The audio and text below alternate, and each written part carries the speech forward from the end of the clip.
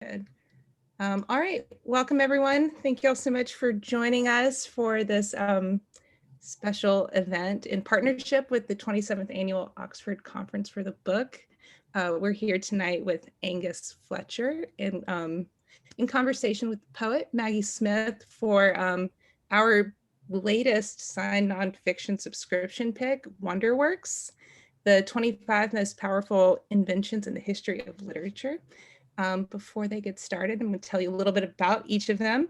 Angus Fletcher is a professor of story science at Ohio State's Project Narrative, the world's leading academic think tank for the study of stories. He has dual degrees in neuroscience and literature, received his PhD from Yale, taught Shakespeare at Stanford, and has published 2 books and dozens of peer-reviewed academic articles on the scientific workings of novels, poetry, film, and theater.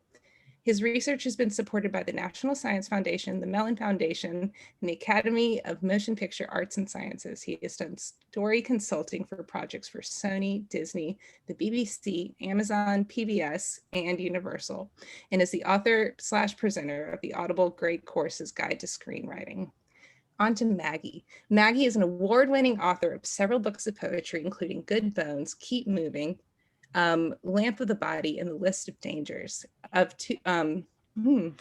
2011 recipient of a creative writing fellowship from the National Endowment of Arts, Maggie has also received several individual excellence awards from the Ohio Arts Council, 2 Academy of American Poets prizes, a Pushcart Prize, and fellowships from the Sustainable Arts Foundation and the Virginia Center for the Creative Arts. She's been widely published, appearing in the New York Times, the New Yorker, Tin House, and the Gettysburg Review, the Southern Review, and more. Phew, y'all are very accomplished people. So with that, I think I will go away and let y'all take it from here. Thank you all again, and see you soon. Have fun. Thank you. Thank you very much.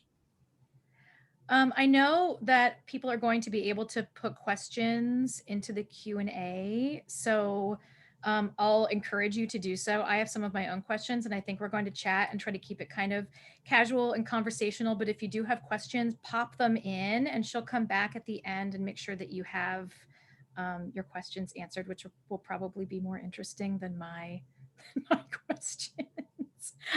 Don't shake your head at me, Angus. No, this is awesome. The whole reason I agreed to do this is so that you and I could have a conversation. So I totally want everyone else to jump in, but I'm so psyched and I'm so honored and I'm so thrilled to be here tonight with you, Maggie, a blockbuster poet. Oh, that's so kind. Well, I have to say, I read this book, and as I was telling you right before we started, I started dog-earing and underlining and bracketing and starring and writing little exclamation points in the margins and, writing this exactly and underlining it 3 times, which is how I read.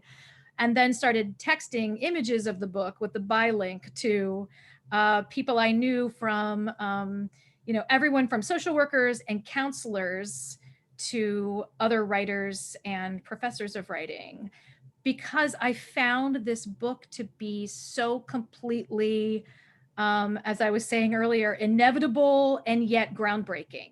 Like I read it and I thought, oh my gosh, yes, of course, this is exactly what my experience is as a reader and as a writer.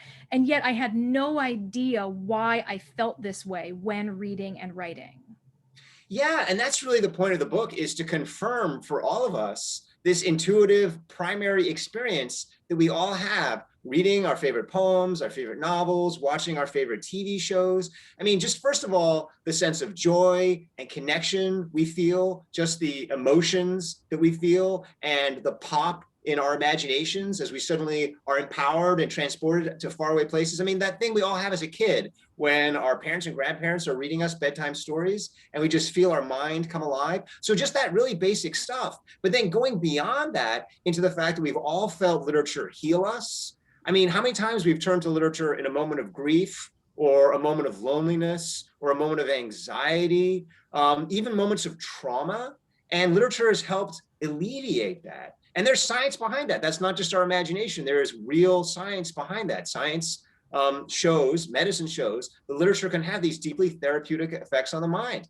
And then also that other experience we've had, not just that literature helps and heals us, but it makes us into our best selves, our most thriving selves, our most loving selves, our most joyful selves, our bravest selves. I mean, how many times have you read a work and just felt empowered and stronger and courageous? And then literature can also do these other things like make us more creative. I mean, you can literally read, there's tons of children's literature out there that actually does make kids more creative. That's why, my kids always run circles around me. It's these books they're reading. They're just so much more imaginative than me.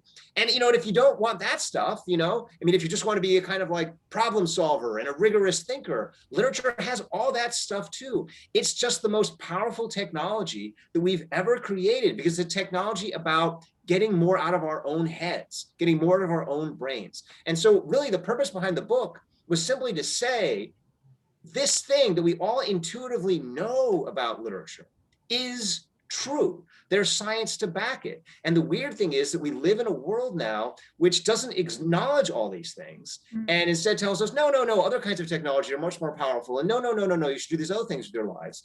And the purpose of this book is to say, no, if you want to be a poet, go be a poet. If you want to be a novelist, go save lives. Be a novelist. You have that power. And just to kind of start to turn the tide and reverse this crisis that we're all experiencing now, where we see literature being undervalued and we see students fleeing. And, if your kid comes to you and says, I want to be a poet, Mom, I want to be a poet, Dad, you just have this feeling of palpitation, just terror, And I want to say to people, no, it can be done. You don't have to be a hero like Maggie. Maggie has done this. Maggie has gone out there. She's shown that it's possible. But I want us to imagine a world where being a poet is like being a doctor. It's celebrated. It's something that we realize is healing and therapeutic and good for society. But it's not dangerous. It's not terrifying. You don't have to take a kind of personal risk. You don't have to go through your 20s questioning yourself and wondering, have I failed? Am I doing something that's compromising the happiness of my family? And so the main purpose of the book is basically just to say, look, there's solid ground for this. The technology works. It's time we came out of the closet and admitted that literature is this wonderful thing and started empowering the storytellers and the creatives and all the writers in our communities to go and be their best selves so that we can be our best selves too. Well, I don't have to tell you how much that speaks to me as a person. And I don't have to tell you, probably there are a lot of maybe, creative writing majors out there who would love for you to come to Sunday dinner with their parents and say all of that. It wasn't going to be my first question, but what you just said made me think about this divide that I see in my kids' schools. And I know we see it at the college level too, where it's sort of STEM versus the liberal arts, and how much we're focusing on science and math and you're right, fleeing students, right? Devaluing the liberal arts. And what do we do when our kids come to us and say they want to be English majors? And my thing is, yes, absolutely, because thinking is important and we need critical thinkers. But you're saying, be a lifesaver, read a novel. Yeah. I mean, first of all, I'm just going to be honest and say that it scares me to give my kids the advice to go be a poet. It really does. It's scary. And I think you have to start by acknowledging just how terrifying that is. But it's not terrifying because poetry isn't the most powerful thing. Poetry is the most powerful thing. What poetry can do is extraordinary because it can change us and then we can change our world. If you want to be a more creative engineer, read poetry. If you want to be a happier and healthier scientist, read poetry. All these things build out into all the other things we can do. It's the root and the foundation is our own mental health and mental well-being. And that's really what literature can help us do, as I lay out in the book. So it shouldn't be terrifying, but it is, because we've constructed a world in which we just don't nurture and encourage poets and don't value novelists in the way that we should. And I understand, you and I both have taught MFA students. We know the self-doubt, we know the depression, the anxiety, the fear, the terror, the self-questioning, the self-esteem issues that come, the tremendous courage required to kind of follow that passion, the questioning and the doubt and all these kinds of things. And, I'll just come out of the closet right now and say that I was a science major. I come from a family of immigrants. I don't know if you can tell by my first name. I lost my accent. I actually had to do this thing called the Marine Corps ROTC, which was a disaster for both the Marines and me when I was 19 years old to kind of pay for college, because it turns out that I'm a pacifist and not really very good at many of the things the Marines asked me to do. But, I was encouraged by my parents, be practical, be sensible. We just got to this country. We don't want to be thrown out of this country. You're not a citizen yet. Be a doctor, be a scientist. And so that's how I got my start. And I understand that mentality. I understand that be safe mentality. But the reality is it's not safer. It's just because we've created a world in which we believe that it's safer. And again, the point of the book is to say, even science tells us that poetry does these things. I mean, the book is just filled with work. I mean, my own background is neuroscience. I've had the opportunity to work with labs, the Damasio lab, Antonio Damasio's lab, Martin Seligman's lab, hospitals, doing this research. And the research is solid, the research is dependable, and the science and the technology, the STEM tells us literature has this power. So it's not about pulling down STEM to make room for poetry. It's about saying, yes, everything about STEM is wonderful. STEM is great. Engineering is great. Bridges are great. All the things that you can do, technology, medicine, we want that. We want defibrillators, we want vaccines. That's brilliant. That's beautiful stuff. Poetry is as brilliant and beautiful and as bold, and science backs that up. So a big part of what I'm really just trying to do is just encourage people to make it less scary and empower those creative people we have in our lives. We all know them. We all know the people who should be poets, to do that thing for the rest of us instead of feeling like I should do the sensible thing, be a doctor. I love that. I love that. So for people who aren't as lucky as I am and haven't read the book yet, I would love to hear sort of how this project started, sort of what sparked this for you, and then sort of what the research process was like for you, pulling this all together. So the origin for this book was back when I was teaching at the University of Southern California.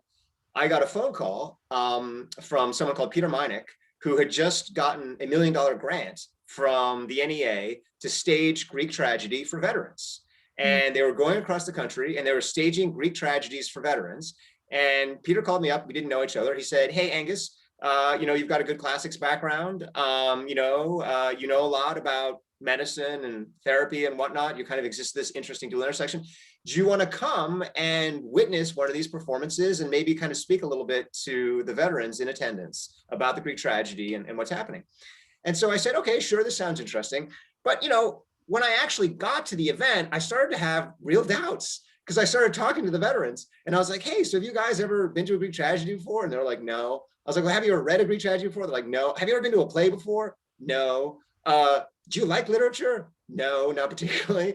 "Okay, all right." And then in my mind, I'm like, okay, this is just going to be a disaster. I mean, this is like one of those well-meaning things, professors were all so well-meaning, and we think it'll be this great thing. And then the performers come out, they start staging the Greek tragedy, and it was this transformative experience. I'll never forget. The veterans were transformed. You could just see this immediate cathartic response, the weeping, the crying after the performance was over, these unlocking of memories, this qualitative easing of these post-traumatic symptoms that they had been going through, the anxiety, the self-regulating, all those kinds of typical symptoms eased in this moment, able to talk, feel a sense of community. And so I suddenly became a believer. I was like, oh my goodness, this actually works. I mean, I saw this. And then after it passed, that thing always happens, after you have a moment like this, where you're like, you know what? Maybe that was just like a one-time thing. Maybe it just kind of happened, let's not go overboard. And I should again say, I have this background. I mean, I'm, in science and, PhD and all the rest of it, and that just naturally makes you cautious and skeptical about all these kinds of things. So it's like, just pump the brakes on this. So I then went to a series of other performances around Southern California where, again, there was the staging of the Greek tragedy and veterans from different parts of the Southern California area. Same thing happens every time. There is just this enormous outpouring, and you see the effects. And that was when I really said, okay, this is real. We're just seeing this repeated again and again and again. And I wanted to understand how it worked. And the first thing that I discovered, which isn't new and is in fact 2,500 years old or 2,300 years old, is that this guy called Aristotle had observed the exact same thing and had come up with a theory about it. And it actually said there's a specific invention. There's a very specific thing that Greek tragedies do that causes this psychological effect. And that was where I had this moment where I was like, wait a minute, neuroscience is now at the point where we can start to check out some of these things. And we can do more than check them out. We can expand them. Let's actually start to go through a list of all of the effects that we're observing in literature. And then let's trace those effects back and identify the specific invention, the specific technology that is in the work of literature that's causing that effect. And so that's what I basically do in the book. I basically go through and identify 25 of these inventions, about a third of which have these incredible therapeutic effects, whether it's helping you deal with grief or loneliness or trauma. And in fact, one of the breakthroughs that I made in the book, that I discovered in the book, is there's actually 2 types of PTSD, which I didn't realize. And in fact, psychiatrists only realized this about 20 years ago, but authors realized it before psychiatrists did. And they developed inventions for dealing with both of them. So this is like this major thing. And we can come back and talk about that. And then, the other thing I started to realize is, in the book is like, okay, there's also these well-being effects. So well-being is carrying you beyond mental health into mental thriving. And this is something that Martin Seligman and positive psychology has kind of emerged over the past 30 or 40 years, showing us how, life can be more than just about being healthy. It can be about having optimism and joy and love. And literature does all that. I mean, who hasn't read a work of literature and fallen in love with a character or cared for someone, or just felt happy? I mean, that's all there. And then finally, there's just all this smartness stuff in literature where it makes you smarter. It helps you solve problems better and more effectively. I mean, there's a pretty legitimate way of thinking that most of the scientific revolution came out of literature. People like Francis Bacon uncovering these technologies that became the beginning of the scientific method are then ensconced in detective stories, and they kind of help us solve problems. There's creativity technologies, which can literally make you more, I mean, there's just so much stuff. So anyway, that was kind of the starting point of the book, were those performances and seeing it with my own eyes. And then I discovered the method of kind of how to unlock the technology. And then I just was like, let's go to town. Let's apply it everywhere and just see what we can do. The idea of starting any book project with "let's go to town," I totally get that. Like, you're like, oh, maybe I'm just gonna dip. I'm gonna dip in. Nope. Let's go to town. Let's go to town. Let's do it. Let's jump in. And one of the things that I really want to emphasize in the book is that this is still happening. So, when I talk about literature in the book, and I know some people already have questions like, what do I even mean by literature? I'm like talking about TV, and then I'm talking about poetry, I'm talking about plays, like what is literature? I mean, technically speaking, literature means stuff that's written down. So the etymology of literature is that which is writ, which by the way is the same etymology for scripture. They mean exactly the same thing etymologically. And it gives you a sense of just how powerful literature was to our ancestors. If you wrote it down, it was like the word of God because it lasted. It needed to be permanent. So literature technically is only stuff that's written down. So it's like epic poems and novels and things like that. But in the book, I say, well, look, clearly that's not how literature is used today. First of all, before the invention of writing, there was oral literature, and most of the kind of origins of poetry comes out of the lyric, which means spoken with the voice, and epic poetry, which is recited. So clearly it can't just be stuff that's written down. Theater, drama, the Greeks, that's not just written down, that's performed. And if theater and drama are going to be part of literature, well, I think we probably have to include TV and film, memoirs, comic books. So for me, the purpose of the book isn't to define and restrict. It's to basically say all these things come from the same root, which is this kind of storytelling root, and this audience root, and this kind of giving back and forth. But at the same time, by saying that, part of the point is that literature continues to be innovated. It's not just something that was invented 3,000 years ago. It wasn't just something that Homer and Sappho did, and then Shakespeare added some bells and whistles, and then it's pretty much the same thing ever since Jane Austen did the novel. It keeps being innovated. And one of the things I wanted to kind of talk to you, Maggie, is, I'm a huge fan of your writing. I'm a huge fan of your recent book, which I actually literally have it on my nightstand. We can do yeah, exactly. Yeah, there it is. Although you've cunningly reversed your screen so it comes up properly. Whereas I, of course, I didn't do that on purpose. oh, I don't know. I just don't understand technology. This is No. this is really why I wrote the book, is because I don't actually understand computer technology, only literature technology. But anyway, yeah. So one of the things that happened when I was reading Keep Moving is I not only felt, this incredible kind of therapeutic grief effect, but I also felt empowered. I felt emboldened. I felt stronger. And, one of the things I started to realize as I'm reading this is, there is this ancient technology which you innovate. The ancient technology starts with the realization that courage is something that we get from group song. When we sing together, if you've ever been in a chorus or a choir, militaries do this all the time, and they chant when you go into battle. When you sing together, you just feel stronger. And it turns out it's because it releases oxytocin in our brain. There's an effect called tend and befriend, which it stimulates, which makes us feel like we want to stick around the people in our vicinity and hold our ground and be together. And long time ago, starting with poets like Homer, poets realized how to hack into this effect so you don't have to be singing together, but you feel like you're singing together. And the way to do that is to write in a certain way that you feel like the storyteller is a big chorus and has a kind of heart that's a human heart, but also has this kind of, they're bigger than just one person. And when I read your book, you're using this technology. There's obviously a chorus effect when, keep moving, keep moving, keep moving. But we also feel like this omniscient heart, this almighty heart, this bigger narrative voice. And to me, part of the innovation is the fact that you tap into Twitter. So it's a literal chorus. It's a literal chorus. It's a literal chorus, So like you actually have this big voice of people.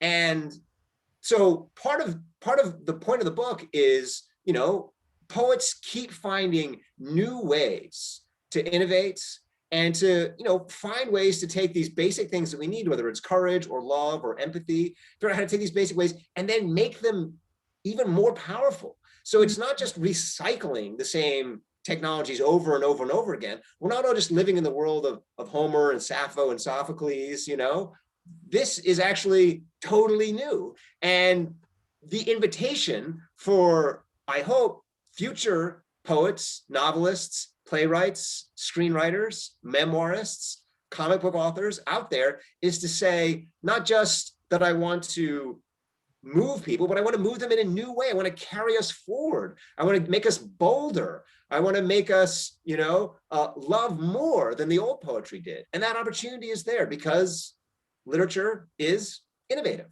Right. And the idea of connection still being the sort of core component of that. I love, and I think it's one of the things that makes your book so, timeless, because you're drawing on some literally ancient technology and bringing it into the future, but also timely. Because I think we're all thinking right now about how we are connecting or not with others. Yeah. Even you and I right now are in the same city. I know, but we're not. We're like in these weird. We're not. We might as well be on opposite sides of the world. And so the ways that literature can help that sense of standing together and singing together and feeling emboldened and supported, even if we're by ourselves, I find that incredibly moving. Absolutely. So first of all, one of the most basic things is, again, just we know this, literature makes you feel less lonely. It actually can reduce the cortisol levels in your brain when you're suffering from loneliness. It has this physiological effect that it is like having a friend. And we know that because when we read books, they feel like our friends. And that's not just a made up thing. Whereas if you spend 6 hours on your computer, you don't feel like you're making a friend. You feel burned out, exhausted, fried. It's just not really what our brain is meant to do. And it's because we are not the same kind of machine as this computer is, on top of that kind of loneliness connection, there's all sorts of other ways that literature can make us feel close. And one of the most powerful ways, I think, is that great poetry has a voice. You actually hear the person. You hear her when she's writing. when you read her poems, you're not reading words. And again, this is one of the things where I think we get wrong-footed a lot in school, is we go into school and we analyze poetry as though it's made of words. And then we spend a lot of time talking about the words, the images, and all these kinds of things. But actually, poetry is about a voice. And you hear the voice. And of course, the voice expresses itself through words. That's the medium of the poet, just like the medium of the sculptor is rock. But the sculptor isn't the rock, the sculptor is something deeper, more profound. And, we all know what that's like when you fall in love with an author and you read her and then you go away and you miss her and then you come back and you're in her presence again. Or when you love an author and she comes out with a new book and you just run to get the book and you feel so close to her and so connected to her. And that's something that regular technology can't do. But poets, playwrights, novelists, memoirists, they figured out how to use the technology. And it's a miraculous thing. How do you put yourself? I mean, Maggie, you do this all the time. You put yourself into words, and words are like dead, inert things, but you make them live because they're you when you use them, and they sound like you. And another poet, she will use those words and they will sound like her. Yeah, and it's part of why poems need to live in the air, I think, and not just on the page, which then sort of takes us back to the root again, right, of literature not just being things that are written down. Because when you read a poem, even if you don't read it out loud, you're sort of speaking it to yourself in your mind. So it comes off the page in the experience of reading it. No, absolutely. Well, this is one of these, I remember when I was a kid and I first learned to read, I did actually read out loud, and most of us do read out loud when we first learn to read, and then we have to be told to stop. And people are like, oh, that's really weird. Why are you moving your mouth? And some of you still do this a little bit. You move your mouth a little bit when you read. It's like, oh, no, that's wrong. That's wrong. Well, no, actually, completely, that is the origin. As you're saying, it's a performance. It's a public thing. Audiences got together and they recited poetry to each other. It was a sharing thing. It was done around meal times. It was as important as food because it was nourishing the other most important part of the body, which is our head, not just our stomach, Theater, all these live forms where you go, and everyone knows. So I have a little bit of a background in the theater, and we all know what that's like, just that different feeling when you're in the theater, and that just sense of connection, but then also more than connection, excitement, joy, danger, bravery. It is just so marvelous. And all those things get unlocked in literature when it's taken off the page and moved. But again, the wonderful thing is we can take a poem that's been sitting on the page for 600 years and make it live again. So, the other extraordinary thing about it is it's just perpetual. It survives, it goes on. Some of the most wonderful experiences for me in writing this book have been just the chance to just spend days and days rereading Sappho. I love Sappho. Oh. She's a poet I've loved since, and she's a revolutionary poet. The things that she does are extraordinary. Now we look at her, and it's hard to even realize just how daring it was. As brilliant as she still remains, it was just unthinkable what she was doing. And yet, you can, these papyri are being pulled out of the desert. Even now, you pull this papyrus out of the desert and she lives again. So it's that power. And believe me, a computer pulled out of the desert in 1,000 years is going to interest no one. It just isn't. It just isn't going to interest anyone. And that to me is part of the proof that the technology, the inventions, the stuff, and again, so much of what I try and kind of do in the book is both celebrate but also demystify. Because I think that in a way, poets, you would think they would benefit from the fact that it's so mysterious, or it has, we live in a culture that tries to kind of like mystify poetry and its power, but actually it's been really detrimental. And what I try to go through in the book is say, look, this is a craft. It's learned. There's specific techniques that work in these specific ways. Now, just like any craft, that doesn't mean that it's just about the techniques. Every artist has to learn to use the techniques in their own way and develop and innovate them. But it's not just like magic. A poet just like walk into a dark room and then close the door and then just sit there, and wait for genius to strike, Are you sure that's not how it happens? Sometimes. No, my kids, when they learned poetry in elementary school, I think they were taught that poets have special eyes that can see things in a way that's different from other people. And I remember being like, that's just wrong, actually. Like, those eyes are your eyes. Like you have those eyes. You just have to use them. And yeah, you have poet's eyes. You could be a poet too. Yeah. Yes, exactly. Yeah. Yeah. And of course, it's true that in the moment of creation, it oftentimes does go beyond your ability to understand it, you know, but it's all the training and the discipline that goes into that moment. All the reading and the rereading and the rewriting and the craft and the, you know, and so it's that combination of training and then the spontaneity. And I don't want to somehow make it seem, you know, as if there isn't something just extraordinarily, wonderfully, miraculously wonderful about the moment that a poem just pops into the mind. But it comes with work and training, you know, and again, it's just like being a doctor. I mean, doctors have moments of profound intuition, but it's because of the training that we trust them. And that's why we should trust poets too, because of the training that they do, because of the work that they do, because there is a science to it. I love that. So much of this book, from the discussion of empathy to the discussion of optimism to the discussion of, I think particularly this year, dealing with trauma, literature as a way of dealing with trauma, because I don't really know anyone right now who isn't dealing with trauma. I find I don't want to call them lessons, but they are. I find the lessons in this book to be really currently applicable to what each of us is going through, even if we're not, you know, writers ourselves, as readers, as humans. I'm honestly, I'm really curious to know, because there's so much here. I'm curious to know if there's anything that surprised you, like, or what surprised you the most, or because of your background. I mean, I don't actually have a lot of friends who have a background in both literature and neuroscience. So I'm wondering if because of your background, you were like, well, yeah, of course, this is what it is. Or if you found yourself consistently surprised or particularly surprised by some of what you found. I mean, first of all, I really was consistently surprised. And part of the reason for that is the only thing that I think even starts to compete in terms of being as weird and as wonderful as literature is the human brain. Yeah. I mean, you know, we like to pretend like somehow like the human brain makes some kind of sense. And, you know, there are all these like pop science articles always popping up on the internet that like explain to you why your brain is working this way. But our brains are so weird.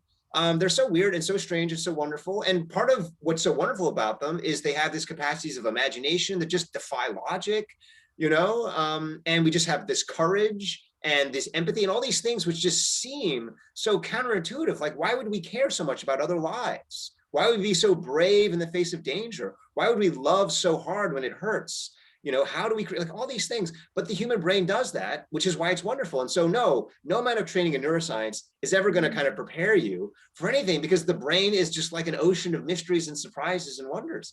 But I will say the thing that, and there are a few things that surprised me the most. I mean, I'll give you a couple of them quickly. I mean, the first was the discovery of this second kind of PTSD, which I sort of— Yeah, I really want to hear about this.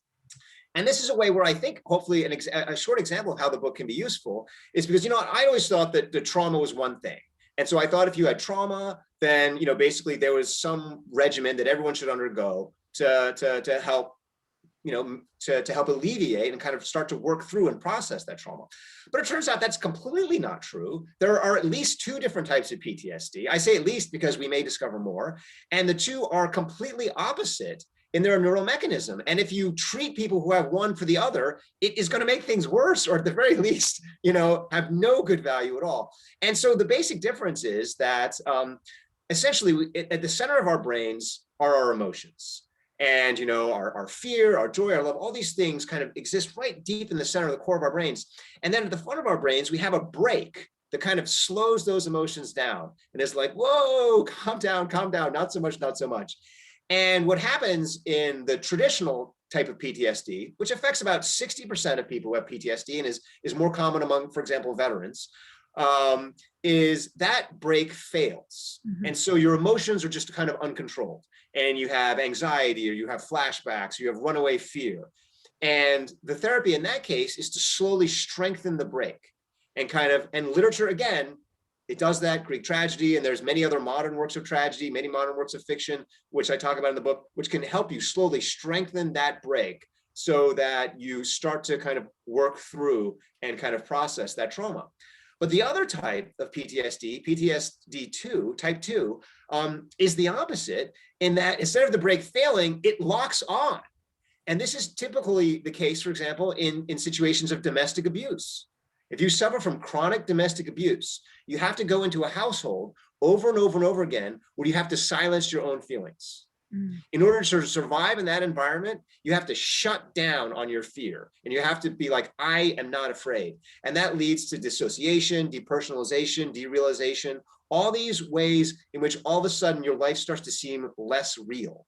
And the kind of non-technical term for it is simply numbness. You go numb. You just feel like you're drifting through your life like a ghost. And that's because that brake is locked on. So it's slightly less common. Totally opposite sides of the spectrum. Yeah, you know. And then if you have traditional PTSD therapy, as you can imagine, what happens is, and this happened a lot in the late 90s, and survivors of domestic abuse would go in, they would get this treatment that was designed for veterans, and it either wouldn't help or it makes things worse, because basically all it's doing is strengthening the brake, and the brake's already locked down, And what you need to do is you need to release the brake. And as I talk about in the book, who discovers how to do this? Alison Bechdel, who is amazing and wonderful for all sorts of reasons, but she has a graphic novel called Fun Home, which sort of chronicles her experience of dealing with domestic abuse and trauma, but also puts in that a technology for helping lift the brake. And the technology has a few different moving parts. I won't go through them all now, but one of the most important ones is allowing you to feel positive emotions. Because when you can start to feel positive emotions, your brain starts to realize emotion isn't bad. Like, I've started to think that all emotion is bad, so I've just locked this. But if I can feel gratitude, if I can feel joy, if I can feel love, then all of a sudden I know I need to let go of this brake, and the brake will slowly start to ease. And so if you read Fun Home, you'll discover it has a lot of very clever ways of tricking you into positive emotion, of getting around your brake. So you're surprised into joy. And so that was something that completely just blew my mind. I was like, I had not the slightest idea that there were two types of PTSD. That was part of the book that fascinated me the most. I bracketed and underlined like crazy in that part, because I just thought we're, all of us to some degree are going through so much right now. And it's really interesting to think. I think we talk about literature as self-help sometimes, and I think sometimes of all literature as being self-help, because it's therapeutic. But it felt sort of anecdotal for me to say that, like, I think of all literature as being self-help. And then I get to read this book, and you confirm for me in a way that feels really intelligent that I'm right about that literature is in fact self-help. Yeah, and you are right about that. And the wonderful thing about it is it allows you to help yourself, because there's no scarcity in literature. Right. You can always go to a book. Like, you can't always go to a friend, because sometimes your friends are dealing with their own stuff, or they're busy, but you can always go to the book on your shelf. And you know what? There's always enough in that book. That book will never stop giving. As long as you go to that book will keep giving. And that's why it's such an enormously powerful resource, because it's so empowering to know that whenever you need it, you can get it. Whenever you need that voice, that wisdom, that therapy, whatever it is, it's on your shelf. I mean, librarians are swooning right now, like around the world, and they don't even know why. They felt like a disturbance in the force, the way that people talk about books. And that was you. This has been so fun. Is it already time? There must be questions. Questions, yeah. Oh, good. While y'all were talking, I had to kind of fight the impulse to like stand up and kind of like just touch all my books on my bookshelf. Thank you, book. Thank you. Okay, so this first question comes from a self-described shy physics major who's really enjoyed your talk. How does a presentation of the symbols of, quote, script differ in psychological influence from oral or hearing and or acting, in parentheses, seeing and hearing in plays or films? So this is kind of like a more technical question, I guess. So in other words, how does script kind of strike our brain differently depending on whether we're hearing it or seeing it? Well, so the answer to that, like everything else with the human brain, is it depends. I mean, you know, the human brain has a kind of enormous capacity to kind of move back and forth, and all of us usually have kind of different abilities with hearing and seeing. So some of us are more visual, some of us are more auditory. But I'll give you a kind of fun example, which is that there's a technology I talk about in the book, which basically hacks our visual cortex. It hacks the same part of our brain that's hacked by LSD. And it can basically make our brain go psychedelic. And by doing that, it creates this enormous kind of joy response in our brain. The weird thing about LSD, I talk about this in the book, and I just want to warn people, I've never tried LSD myself. So this is purely from a scientific perspective. You'll have to tell me whether this is true or not. But essentially, LSD initially was thought to be a good cure for alcoholism, because it was thought it would scare people into going straight. Like, you know, you would take the LSD and it would create such like terrifying effects that it would make you be like, okay, I'm not gonna do any of this anymore. Well, it turns out it had the opposite effect. It actually gave people this intense joy response that made them quit alcohol, because they're like, I don't need to drink anymore because I've actually seen a bigger joy, you know? I'm so into this. And as I point out, poets actually figured out how to hack that same psychedelic pathway through writing. And you can get this in the poems of John Donne, you can get this in 20th century Imagist poetry, and you can feel that effect yourself. You can feel that hack effect. It puts your brain into a loop. So part of the way of saying this is, because the processing in our brain of sight and sound is different, there are opportunities to kind of piggyback on both. And so I've just given you a sight one, and we talked earlier about how sound can be hacked, how our sense of song can be hacked by certain types of writing to make us think that we're hearing something when we're not. So most of what the book focuses on is not the external organs, but the way that our brain processes. And so the way in which the kind of auditory as opposed to visual pathways come online. Awesome. So here's a less technical one. Why 25? Okay, this is a great question, and whoever you are, I love you, just so you know. So first of all, when I pitched this book to the publisher, I was like, I'd like to do the top 100 inventions. And they were like, okay, how long a book would that be? And I was like, I think that'll be about 1 million words. And they were like, no, that is not acceptable. We do not publish 1 million word books here. I would like $1. I would like $1 per word. Thank you. Right. That's my proposal. Exactly. That's exactly it. So basically what happened is the short answer is that there are just endless inventions, and I was given a word count limit.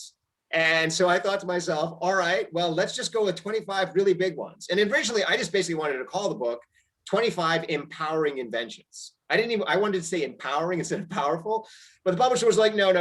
Powerful is much more powerful than empowering. We're gonna do powerful.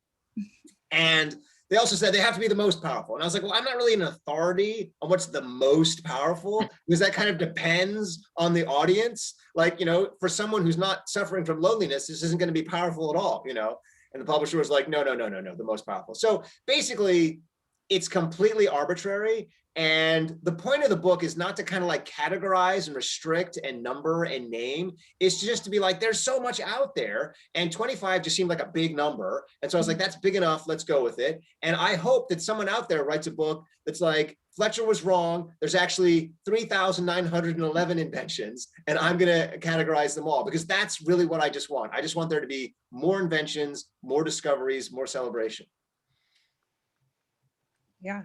And I guess, like, you know, we were talking about earlier, and y'all started with this about how we need to kind of, you know, kind of emphasize and empower like young people who want to pursue a career in the arts and stuff. And so hopefully, yeah, well, in doing that, we will get these kind of books, and the publishers will say, yes, how about 3,000 more?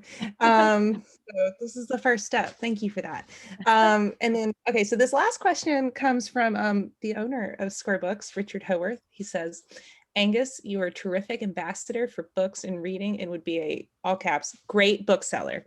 My question is, will you please come work at Square Books? Absolutely. Yes, I am looking for a job. Believe me, I would love a job selling books. Unfortunately, I think you would find that I'm actually a terrible bookseller, because what has happened is, first of all, I would get addicted to all the books on the shelf. I would just read them a lot. And then I would basically spend 3 hours with each customer. I mean, have you seen how inefficient I am at using the time allotted to me? Because I just get so excited about everything. I would probably sell like 3 books a day. There would be life-changing experiences, but I don't think I have the efficiency required. But absolutely, if you want to hire me anytime. Great. I second that. Yeah, please, both of y'all, come on. Okay, I think we have time for one more. I'm a graduate student who is hoping to pursue a PhD in English. Many of my peers have just gone through a really rough graduate admission cycle where PhD admissions have been eliminated and curtailed in many English departments due to COVID-19 and the current job market. Do you have any advice for students who may be interested in doing the kind of work that you do? Yes, and this is a hard question, a difficult question, and an important question because, I mean, we are dealing with this right now. We just got defunded essentially, and we're getting almost no graduate students this year, and it is awful and scary. And I think, first of all, let me be honest. I mean, I wrote this book to turn the situation around, but I'm not a magical thinker. I don't think the situation is going to turn around tomorrow. I don't think that just because I wrote a book and we all think these things together, tomorrow everything's going to change. I mean, I think that change requires a lot of people over a lot of time, pushing. So the first thing is I do just want to be realistic and say, it is a hard time, and our graduate students struggle to get jobs. Again, that's one of the reasons I wrote this book, is to try and change that around, but it is hard. If you want to do work like this, I feel, first of all, follow your own questions. I mean, I wrote this book because I wanted to ask the questions that I thought were important. And when you come into graduate school, you have this wonderful moment where you actually know more about the world than anyone in the graduate school. Like, everyone in the graduate school is just asking themselves the same questions and using the same answers and using the same methods over and over again. And then you enter the graduate school and you essentially get kind of like drawn into a little bit of a cult of the English department, and you get kind of taught to think the same way that they think and use the methods that they use. And then before you know it, you're kind of like them, and you've lost your sense of who you were before you came in. And I would say, like, don't lose that. Like, what you're interested in, the books you're interested in, the things you think are important, carry that with you, and don't necessarily listen to what you're told in the school. Think to yourself, what are my questions? How do I answer my questions? And how do I answer the questions that are important to the people around me? I mean, that's the first thing. Graduate schools should do that more and are doing that more to try and empower students. But first of all, you do have to kind of fight the way that a lot of these programs just kind of replicate themselves. So, I mean, that's kind of what humans do, they replicate themselves. The second thing is, make friends in the med school. Make friends in psychiatry and social work. Make friends in the psychology departments. There is research funding to do this kind of stuff, but you will probably need a partner. I mean, if you have a partner in social work and she's trained in social work, the two of you can work together and publish a paper on using memoirs in therapy. If you have a friend and she's in psychology, you can work with her in psychology and you can do this kind of partnership. If you have a friend in the med school, we just did a study in the med school on burnouts and literature. Make those kinds of partnerships, and don't be afraid to kind of go outside your advisor's expertise. Make your advisor a little bit nervous. Make them be like, I don't know what's going on here. Believe me, everyone who reads this book, they understand half of it. The literature people understand one half of it. They're like, oh, yes, this makes sense. And then they're like, I don't know about the science stuff. And then the science people read one half. They're like, oh, yes, this makes sense. I don't know about. You got to do that. You got to cross those boundaries. You got to cross those borders, whatever they are, whether they're about this field or some other field. Find those experts in other departments, work with them, because that's where change comes from. Going back to Maggie's point, it's about human connections. Make those connections, make that change through the connections. I don't know a better way to end this. That was beautiful. I feel like saluting. I know, or like there should be some kind of fanfare. Be doves. But thank you both so much for joining us, and thank your children for us for agreeing to stay sequestered for an hour. We appreciate it. We have signed bookplate editions of WONDERWORKS. We have also big old stack of Keep Moving at the bookstore. They're available in person, online, or over the phone. Y'all know how to find us. Thank y'all, everybody. Have a good night. Okay. Thank bye. you. Thank you. Take care.